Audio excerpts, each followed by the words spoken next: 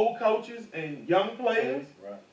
He might be a good recruiter, or he might just have a good eye for the program with the kids on campus, making sure they in class or coming to practice on time. He just have a great rapport with them, but you finna get rid of him because Big Booster A here wants their son to be on the coaching staff. So I do agree with this. So let's go on to number 3.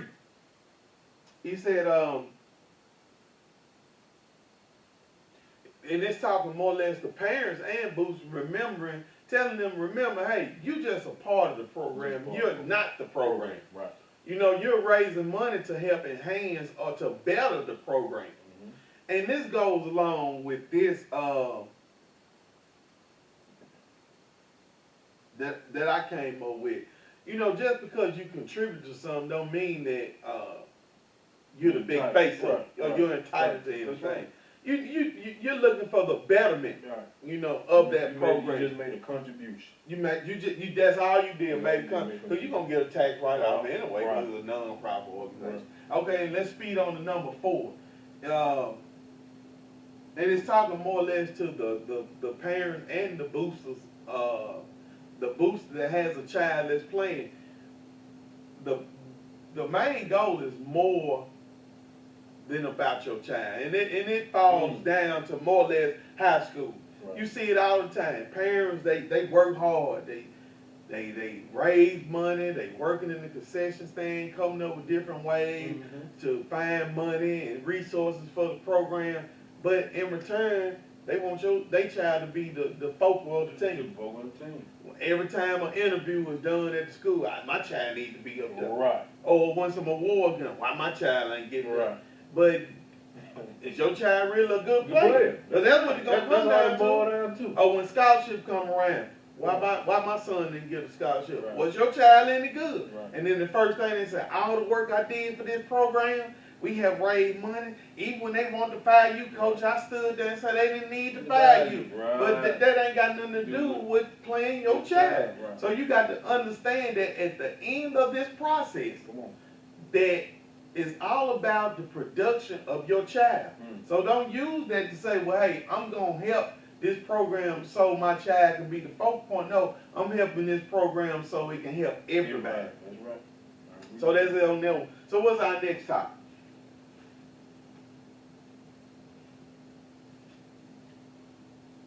We don't want to do the hot shot right now, do we? No. So let's go into public versus private. Yeah. And this talks about public school athletics versus private school athletics. Which one do you have a better chance of receiving an athletic scholarship? And we looked at an article here by Chad Zimmerman, and it's titled Public versus Private. And he asks a few questions. Why should a kid go to private school from public school? And it said that they do encourage you to look at going to a private school that has better resources than a smaller or weaker public school. And also you need to look at academics to make sure the academics are strong. And they said also, why should a player, a student athlete, stay in a public school? And it said that you should stay in a public school if you enjoy where you at. That means you enjoy going to school. You love what the student body has to offer. You love what the school has to offer. You shouldn't forsake that just go to a private school for athletics. And also the most important thing that I think here, the reason why you stay, do you enjoy your teammates? Do you enjoy your teammates? I enjoy my team. Me too. Right. I definitely can say that in high school. Man, even though we didn't always agree on everything, or we didn't always see eye to eye or everything, man, I really enjoyed y'all, man. I can just go on and just name some of the memories that we had off the field.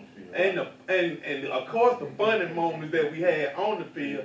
So I never would have thought of leaving school because of not playing, or where I just thought that the school that we were going to wasn't better than other schools, because because I just enjoy Right. my teammates just that much. And I saw your post that you posted. We were talking about the Miles Garrett, Mm-hmm. you know, situation. And yeah, and that was my first ejection running to your aid. Man, them folks hit you out of bounds. I come running over there, I threw 3-4 punches. That was the first time being ejected, man. That was like, whoa, you hurting your team, you know. Right. But I took the punishment for it. Yeah. The next day in practice. Yeah. For everybody for you getting in trouble, Yeah. and for everybody that got reprimanded, I paid for it in practice. Yeah, that's one thing you don't do. Mason, that you know, you don't go with them guys like that. No, you don't go at them like that. You barking up the wrong tree doing that. So also within this public and private school, I looked at another article, and it's out of the state of Florida. And it's called the ongoing debacle on whether or not parents are paying for guaranteed athletic success. And this article comes out the Miami Herald, and it talked about two particular private schools that are powerhouses up in the Florida area, and they're just overshadowing public schools. And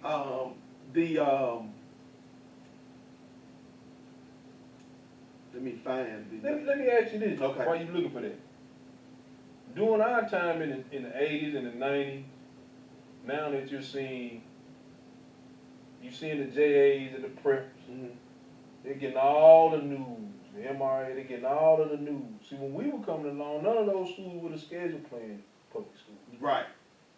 You know, I think the only person that I can remember was Jackie Walker. Right. Anything else, it was a no-go. Right. So, you know, seeing it and competing, they wouldn't schedule public schools then. But now, public school, they're scheduling those games. They're winning several state titles. Right. And it's like, okay, so do I have to go to these private schools now? These academies? Well, to spin out that, they would been very foolish to schedule back in the 70s, the 60s, 70s, 80s, and 90s, especially between the 80s and the 90s, when the metro area was prominent with just talent in every school. Right. So who would Jackson Prep would have been able to play against back then? I hate to say it now, we just going off just facts, baby. That's about the only school I think that they could have possibly played. I wouldn't even put them up against Wingfield. Right. I think that was the only one. So now we're seeing the opposite. So the Miami Herald hosted a banquet, and they invited the top athletes from each district in a section of Florida. Right. And they chose 4 players in the district for Player of the Year. So out of 22 players, no, it was 22 players, and out those 22 players, they chose 4, and 4 had to come out the district. So 18 out of the 22 players that was selected to come were from private schools. Right. And out of the 4, out of that 22, 4 was most recognized from the private schools. And the Scholar Athlete Award was also given from a private school. So it's also stated in the state of Florida, with these 2 particular private schools, they attract big-time college recruits. Right. And they listed them as American Heritage and St. Thomas Aquinas. They are the most prominent schools, private schools in Florida.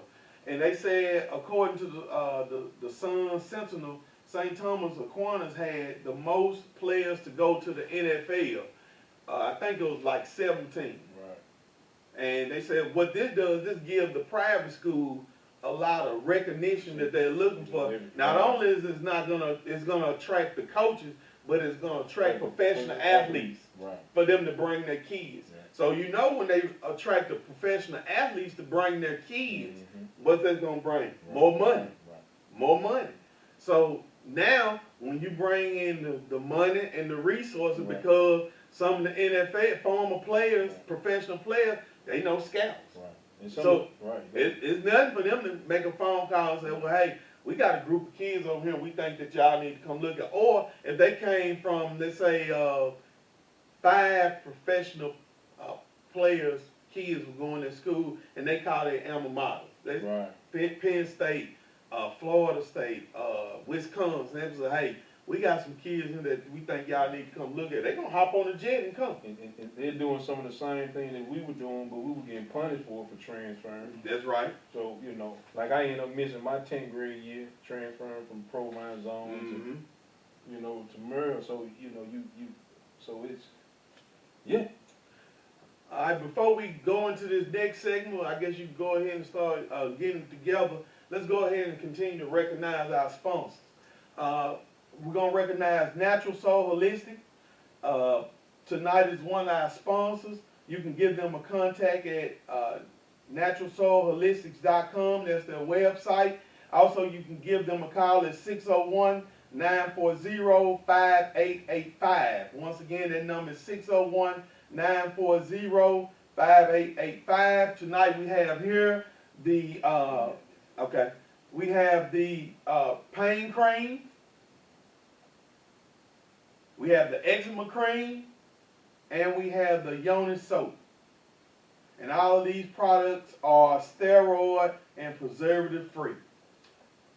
So give Natural Holistic, Soul Holistics a call, or hit them up on the website, and they can help you with all your herbal and your natural needs.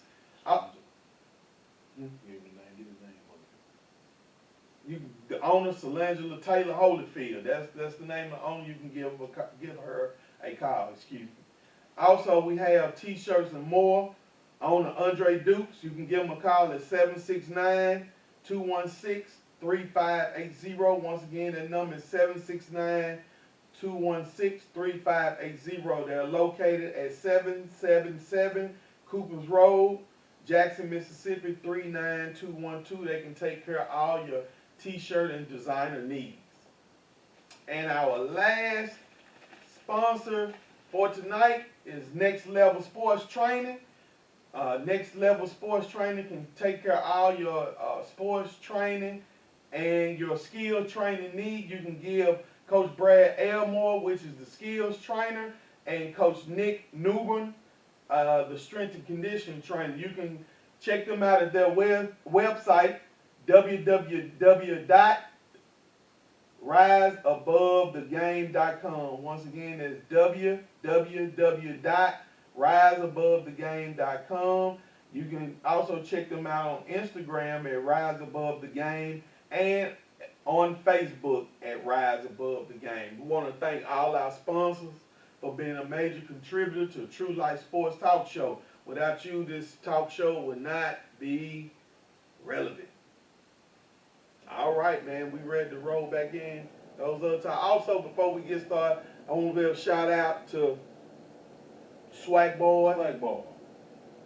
All your official SWAC t-shirt wear. I guess I can say that. Everybody's wearing them in the SWAC in Mississippi, Texas, Louisiana. We're going to have a website on next week where you can order you a Swag Boys t-shirt. They come in different variety of colors. I want to say they have hoodies and long sleeve tees. So thank you for the t-shirt, Swag Boys. You ready? Yeah, let's get into the hot shot segment. All right. Kind of want to talk about this week's matchup in the NFL. Want to give my team, the San Francisco 49ers, a shout out. But we got a big game this week. This weekend with the Baltimore Ravens. All right. So, you know, I wanted to touch on that a little bit and kind of see where you at on that. You know, I think it's going to be a great matchup. You know, I watched Action Jackson Sunday put on a show. You know, I'm hearing the word that, hey, man, we don't stand a chance, but I tell people, I've been telling people all week, I said, look, Action Jackson hadn't seen our defense either, so. Well, I'm just going to say this. Hey. I'm going to say this. I think it's going to be a good game, but I don't think y'all going to be able to hang with Lamar. Hey, by the fourth quarter, it's going to be over with. I tell people we play it on the field. We can't play it by the eyeball. We looking at it, but I don't know, you know, I don't think, you know, he hadn't seen the defensive end we got, the interior. See, the main thing we got to do, we got to stop Ingram. Mm-hmm. Once when we can punish him on the offensive line and can stop that run, because Ingram been having a fabulous year. You know, he's feeling himself. He rah-rah, he chopping, he talking. And you know, defensive guy love to hear that. And remember, I told you this first. Right. I'm gonna tell you what's gonna be the advantage of Baltimore opposed to San Francisco in the run game.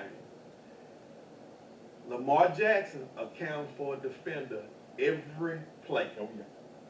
Jimmy G don't account for nobody because no one's scared of Jimmy G. You ain't got to run the ball. Listen, if we, my thing is this: time of possession.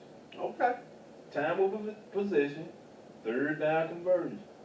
Now, if we can do those two things, we stand a chance. We got it. I think we can, you know, we looking at, you know, everybody on Jimmy, man, you know, he plays well in spurts. But he steps in, he plays well when we need him to. Mm-hmm. You know, my thing is, we get the running game going, we can get down the hill, they got to stop us. That's our big thing too. We can run that rock. So long as we can, you know, we can run the ball in time of possession. Gonna be key for us. We can't go in and go 3 and out and kick the ball off. And special teams, we gotta convert field goals. We gotta get points. Cause you know them guys would have 5, 6 possessions they scored every possession. So you know we'll see. We'll see what we got Sunday.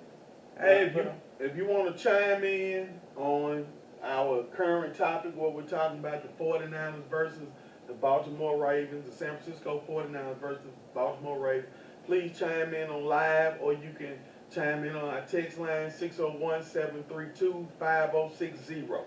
Once again, that number is 601-732-5060. Just tell us what you think. You don't necessarily have to be a Ravens or a 49ers fan. Right. You can just chime in and talk football.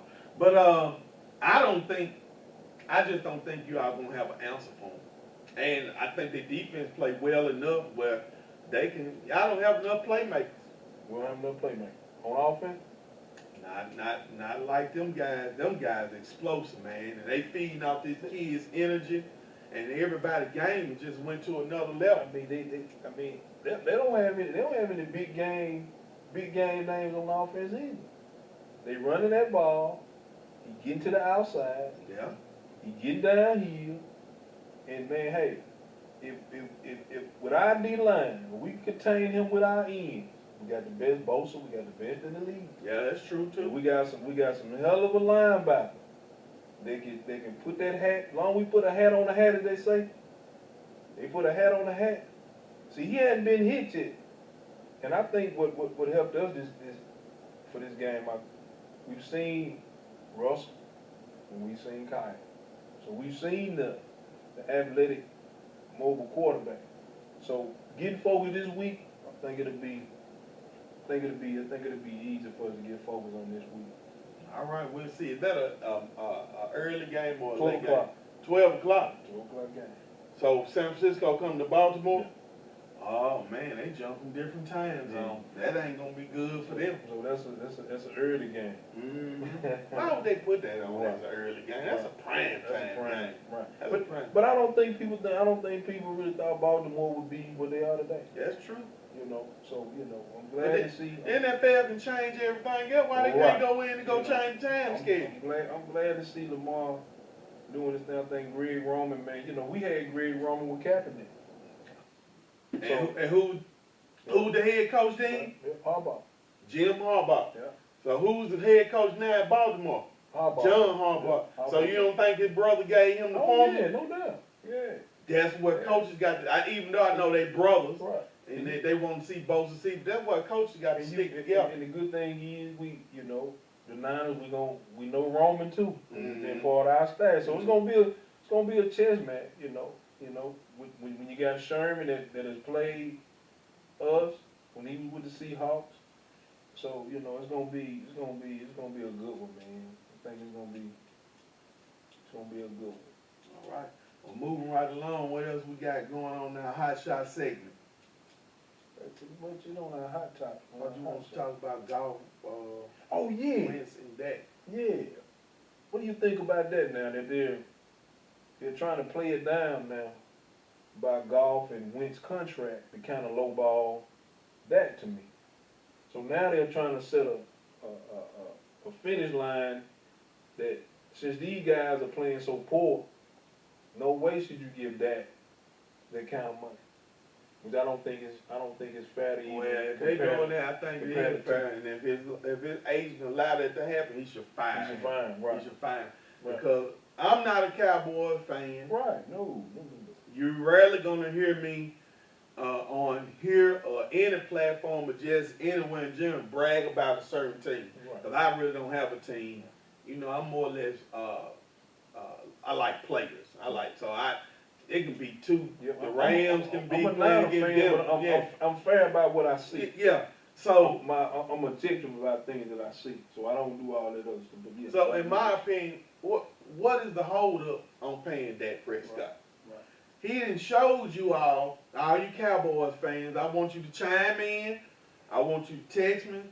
I'm telling you, if y'all don't pay that quarterback what he deserves to be paid, y'all need to lose for the next 20 years. Right. You always sitting up there talking about you want to get rid of Garrett. Right. You want to get rid of the offensive coordinator. The defense ain't doing this. The defense ain't doing it. This is a chance for you all to make your wrongs right by going ahead and paying your quarterback. If you pay your quarterback, he's going to be there for the next 5 years. The kid that overplayed his rookie contract. He's gotten better every year. Right. He's gotten better every year, whether you want to believe it or not. He has. And this year he's playing at a Pro Bowl, All-Pro level. In last week's game, he wasn't just spectacular. Tom Brady wasn't spectacular last week, but Dak did enough to keep you all in the game to win the game. He can't kick, he can't tackle, he can't catch. He just throw the ball and manage the offense. He did that, and he made some crucial third down plays.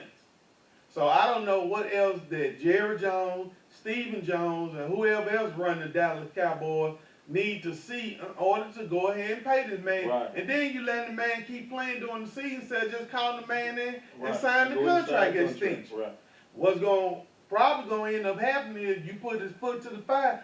I think I read somewhere where they said about 7 teams are interested in him. Right. You're gonna lose him. That's right. Y'all think y'all still feeling the effects of not winning the Super Bowl since the triplets were there? You really gonna feel the effects if you don't allow yourself to sign this quarterback to that multi-year deal. Right. And another problem was y'all held on to Romo too long. Right.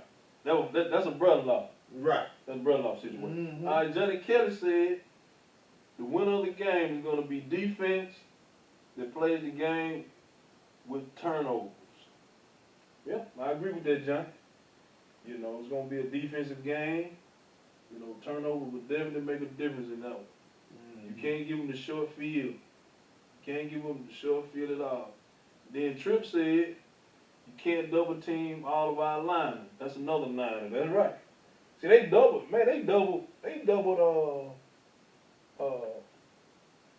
what's my man from the Rams D-line?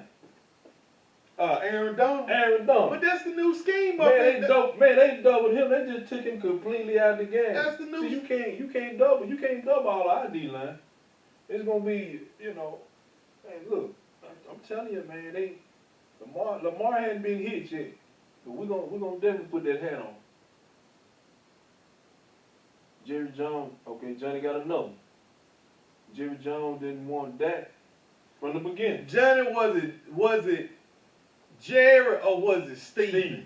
Right. Now I'm not saying that you're wrong, Johnny, because I go back to look at how Jerry was crazy about Quincy Carter, but he had other issues that didn't allow him to stay a Cowboy. Right. So I think it's more or less Steven. Steven always causing confusion somewhere when it comes down to these players. Right. So I think it's more or less Steven, but I'm not saying that you're wrong, John. That's a good question. Well, that's a good statement. Yeah. I mean, and Dak been the model. He's been the model man quarterback, man, in the league. You know, you don't have to deal with off the field issues. And to going back, and the teammates seem like they love him to death, man. yeah, and to go back to Goff and Wentz, I always thought they were overrated anyway. Right. Even Carson Wentz. Right. What has he done? Right. The backup won the Super Bowl for you, and you got rewarded the big contract, and he got shipped out of town. Right. What has he done since he got his contract? Nothing. Yeah. Goff, what? He had one season One last season, year. yeah. The Rams ran 4 plays last year. They run them. They weren't doing them running wing T. Yeah. They running wing T type plays. Once Belichick put that film out there, man, it's been